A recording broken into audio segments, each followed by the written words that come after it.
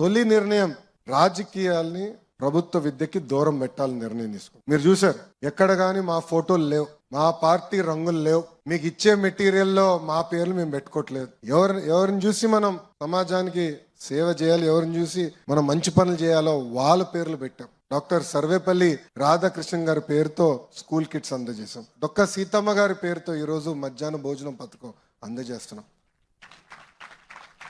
అంతేకాదు, గతంలో ప్రభుత్వం కార్యక్రమం చేస్తే ముందల పట్టుకెళ్లేది మన పిల్లల్ని. ముఖ్యమంత్రి గారి ప్రోగ్రాం వస్తే మనం వెళ్ళాలి, మంత్రి గారి ప్రోగ్రాం వస్తే మనం వెళ్ళాలి. నేను ఆదేశాలు జారీ చేశా, మన పిల్లలు ఎక్కడికి వెళ్ళారు, ఓన్లీ చదువుతారని.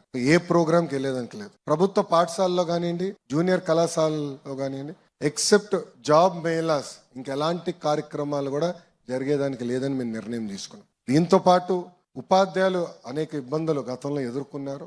యాప్ల భారం విపరీతంగా ఉంది. అది కొన్ని నిర్ణయాలు ఆల్రెడీ తీసుకున్నాం. ముందు కూడా మొత్తం స్ట్రీమ్ లైన్ చేసి యాప్ల భారం కూడా తగ్గించాలనేది మన ప్రభుత్వం నిర్ణయం తీసుకుంది.